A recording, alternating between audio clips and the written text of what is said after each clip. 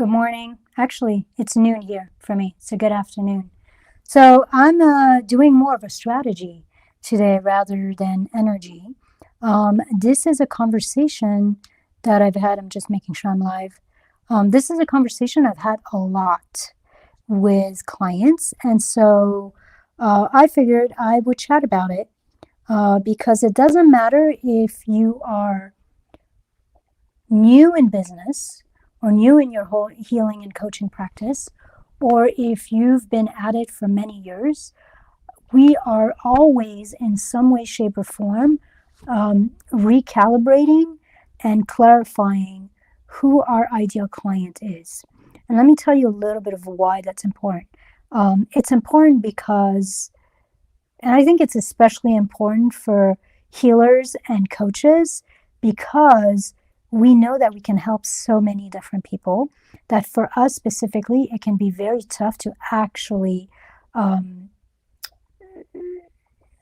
find a direction and clarify who we want to focus on. That doesn't mean that we can't help other people, but when we focus on one or two specific people, then our marketing gets easier. Our messaging hits the mark. It becomes, people feel like we're actually talking to them when we are writing post or going live. It actually makes everything easier. What happens when you're too broad is you're actually putting a lot of effort trying to reach everyone and getting very little result. When you flip it and you get clearer about who you're working with, you actually end up putting a lot less effort out there because you know exactly how to speak to your person and what problem they have, and then you actually get a lot more results back. Now, I think this is especially alive with the kind of people I work with because a lot of us feel, I'm going to include myself in that, as a therapist, I worked with all sorts of people. I worked with, people, couples. I worked with individuals. I worked with people struggling with anxiety. I worked with people with substance abuse issues or anger management issues or people going through loss and grief. I could help almost anyone. What happened is that the more I helped everyone, the broader my marketing got, the broader my message got, and essentially the less valuable I became. So part of the reason you want to bring your clarity to who you're working with specifically and focus on one specific person is it's actually going to make everything easier for you, and you're going to be able to get more clients and charge more money for doing it. Now, let me say this. Just because you're going to have an ideal client in mind and you're going to focus your direction towards that client in terms of your content, your offers, your marketing, all of that, your lead magnets, does not mean that you don't work with other people. Absolutely, you can work with anyone you damn well please. If you can help them, you can work with them. So this isn't meant to limit you. This is actually meant to just give you a direction and make things easier for you, especially online or in the networking aspect of growing your coaching or healing practice. By the way, for those of you who don't know me, I'm Elsa Contier. I work with healers and transformational coaches primarily, and I help them get fully booked and grow their healing and coaching practice with ease and by staying in alignment and authenticity. So welcome. If you're seeing this, say hi. I always like to know who's here. And let's get started, okay? So I have 4 steps that I use. And by the way, if you're just starting, this is going to be super useful to you. If you've already been in business for a long time, this is not going to be totally new. Although I will tell you that there's one of those 4 steps that I learned recently, and I've been doing this for 20 years. So the ideal client, the client avatar, the niche aspect, the client aspect of the niche is actually something you're always going to be refining. And the more you refine it, the easier things get, essentially. So even though you've done this probably before, don't think you're not going to get anything out of it. You might get a little something out of this session today. So the niche, and I'm not going to go into your niche primarily, I'm just going to talk about the person, but how you define a niche or a niche, depending how you say it, is essentially the interaction of 3 things. The interaction of something you love to do, the interaction of a problem you solve, and the interaction of a perfect type of person that you work with.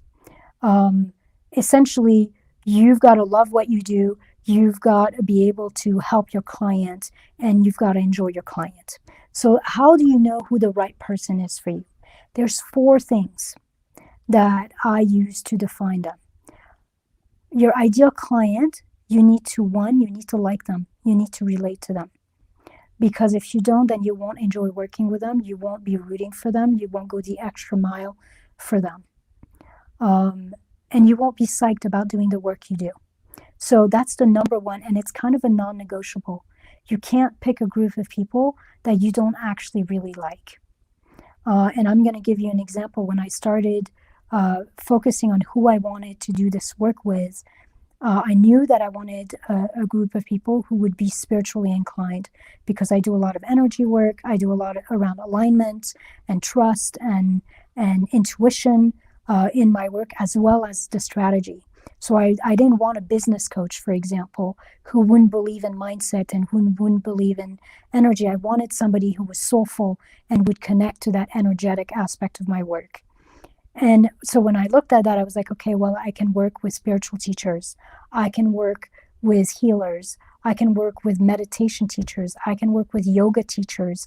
I can work with transformational coaches.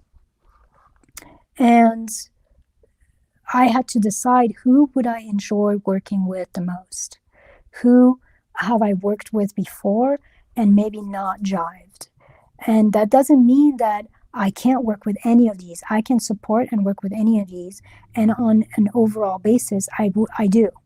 I work with artists, I work with meditation teachers, I work with yoga teachers, but I had to define my favorites. And my favorites were definitely, first, transformational coaches. Essentially a therapist, somebody who has a skill, but is also deeply rooted in spirituality and in helping their clients transform. That was my first choice. And then healers were next. I love healers because they are used to investing in themselves, getting certification, and they really want to change the world. So these were the 2 people, and they were kind of fit together. These were the 2 people that I decided on. So for you, that's number 1. Whoever you choose, you have to like them, you have to resonate with them, you have to relate to them and be able to speak their language to some degree or another. That's 1. Number 2 is, does this person have a problem that you can help them with? Or do they have a desire that you can help them with? Your ideal client needs to have a pain point or a longing that you know how to help them get or fix.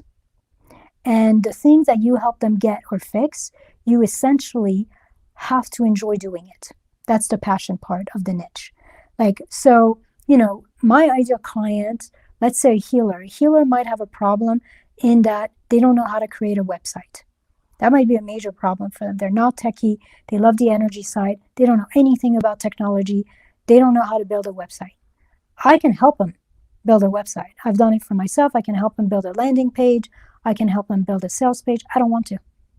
It's not what I love to do. That doesn't mean I might not give them a little support here and there, or I might not show them what tools I use or things like that. I might do a little training to help them out, but I'm not going to build my whole business around building websites for healers, even though maybe I could.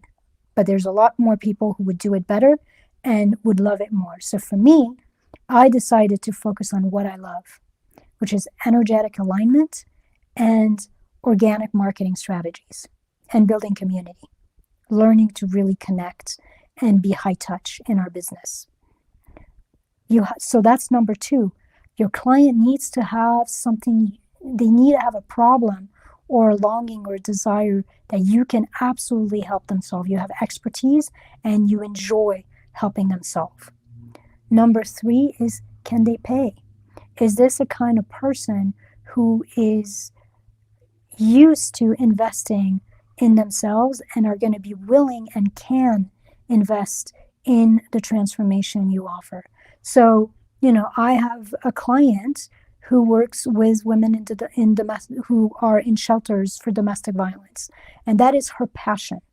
And one of the things I had to work with her was she either needed to figure out a different way to get paid, either by working with other nonprofit organizations or with the state or the county or different things like that, or organizations who would support her so that she could offer these services, or she needed to find a different kind of client and offer pro bono work for the victim of domestic violence, because they might want a transformation.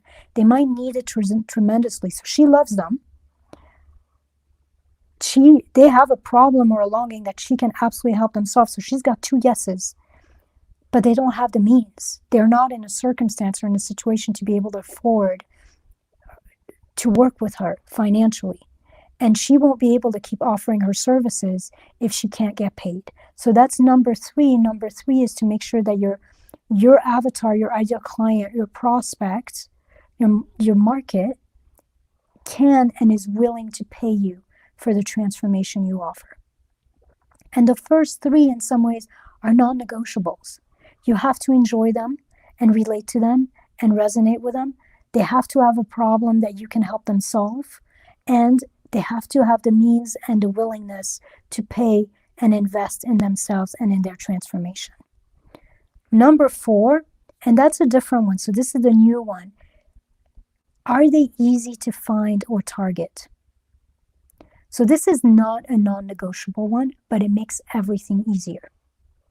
So if the problem you solve for a client is really personal, then they're not going to be advertising it out there. They're not going to really be talking about it on social media, which makes them more difficult to target or to find. You want, under the best of circumstance, you want a client who has dedicated Facebook groups for them. You want a client who maybe would say who they are, what they're about on their Facebook profile. You want essentially easy ways to know where to go and find them. If you don't know where to find them, it makes everything more difficult for you, because you're kind of throwing spaghetti at the wall, hoping that somebody raises their hand. But if, for example, your ideal client is, I'm making shit up here, but if your ideal client is accountants, then they're going to tell you on their profile oftentimes that they're an accountant. Or there's going to be groups out there or organizations that service accountants, or magazines that service accountants, or websites that are just for accountants, where you can essentially start conversations and start connections, and it makes everything easier for you. If your ideal client is a single mom, now she might struggle with paying, so that might not be the best clients, but at least that's an easy person to target. They will be in single mom groups. They will talk about it being a single mom. So that's something to keep in the back of your mind, is as you are clarifying who your ideal client is it easy to find them? So for me, when I was doing I'm going to show you the grid, by the way, that I use. I guess I can show you now.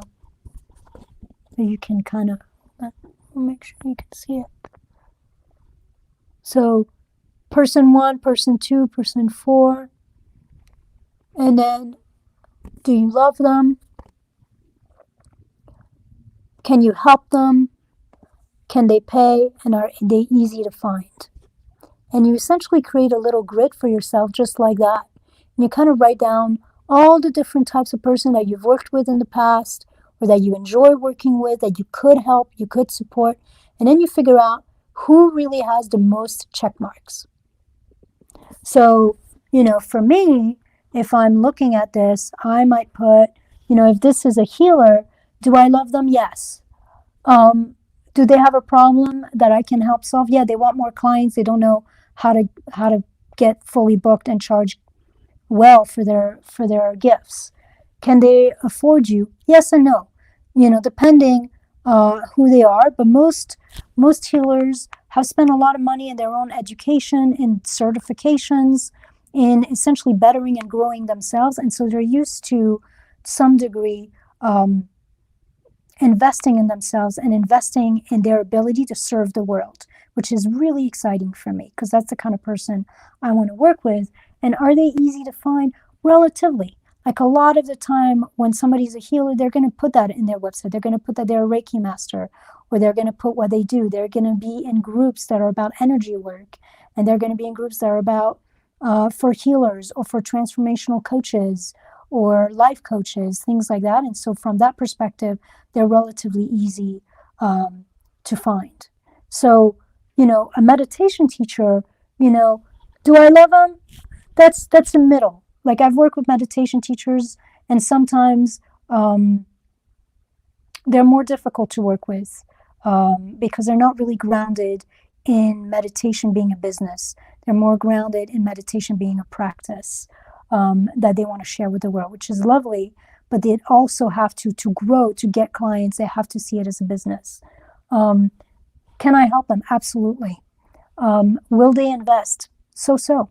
A lot of the time, meditation teachers are self-taught, and they're not used to investing in the act of teaching meditation. And then are they easy to find? Less so. They're less likely to put on there that they're a meditation teacher. Oftentimes they have another job. They do something else and they're a meditation teacher on the side. That's not automatically or ultimately who I want to work with.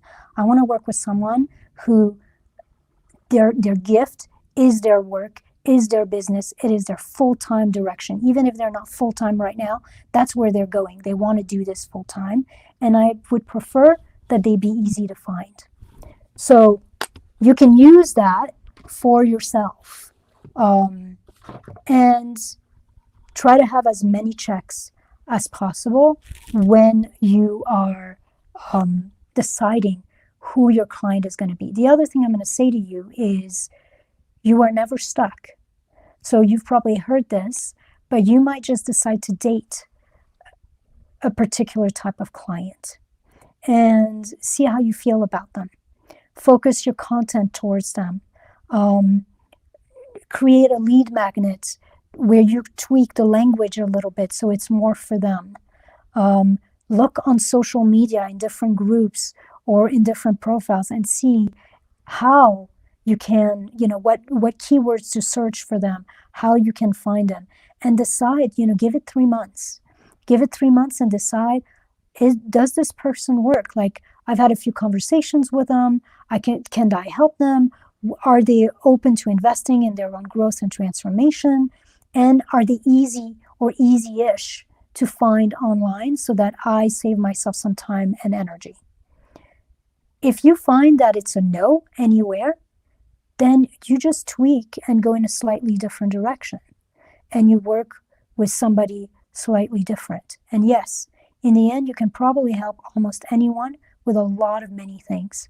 But I guarantee you that if this is where you go when you get to be famous, when you have a huge following, you have a huge audience, then you can start opening up what you do.